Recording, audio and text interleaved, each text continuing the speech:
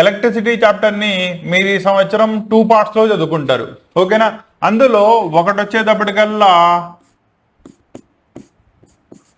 Static electricity, రెండోది వచ్చేటప్పటికల్లా current electricity. దీన్ని మీకు సిలబస్ లో 3 చాప్టర్స్ కింద విడగొట్టడం జరిగింది. యాక్చువల్లీ ఎలక్ట్రోస్టాటిక్స్ లేదా స్టాటిక్ ఎలక్ట్రిసిటీ ఈ చాప్టర్ ని 2 పార్ట్స్ చేశారు.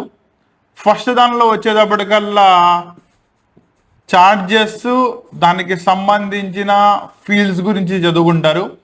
రెండో చాప్టర్ వచ్చేటప్పటికి పొటెన్షియల్స్ అండ్ కెపాసిటెన్సెస్ గురించి చదువుకుంటారు. కాబట్టి మీకు సిలబస్ లో కనుక చూసుకున్నట్టయితే ఫిజిక్స్ లో first chapter electric charges and fields అని ఉంటుంది.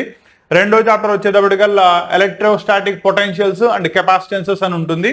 రెండోది అదే ఎలక్ట్రిసిటీ, దట్ ఈస్ ఎలక్ట్రాన్ కనుక మూమెంట్ లో ఉన్నట్టయితే దాన్నే కరెంట్ ఎలక్ట్రిసిటీ అంటారు. కరెంట్ ఎలక్ట్రిసిటీ కంప్లీట్లీ మొత్తం ఒకటే చాప్టర్ లో ఉంటుంది. దానిలో స్టార్టింగ్ విత్ ఓమ్స్ లా దగ్గర నుంచి కంప్లీట్ చేసుకుంటూ వీట్ స్టోన్ బ్రిడ్జ్ యొక్క కన్స్ట్రక్షన్, పొటెన్షియోమీటరు అదంతా కూడా మీరు కరెంట్ ఎలక్ట్రిసిటీ పార్ట్ లో చదువుకుంటారు. దాంతో మీకు ఎలక్ట్రిసిటీ పార్ట్ అయిపోతుంది.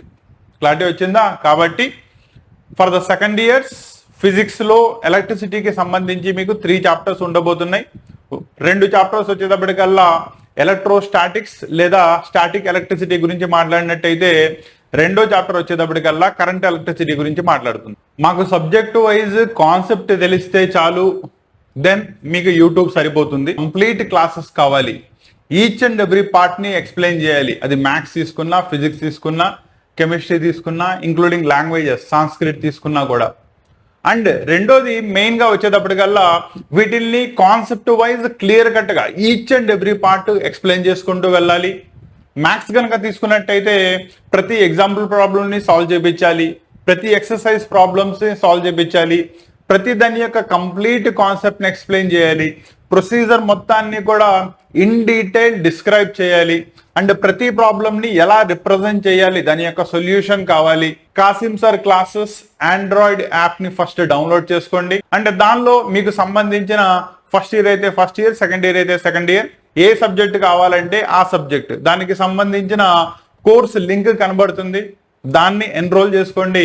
వన్స్ మీరు గనక ఎన్రోల్ అయిపోయినట్టయితే దానిలో కంప్లీట్ కోర్స్, కంప్లీట్ అంటే త్రూఅవుట్ 1 ఇయర్ మొత్తానికి సంబంధించిన కోర్స్ మొత్తం సబ్జెక్ట్ వైజ్ మీకు తీసుకురావడం జరిగింది.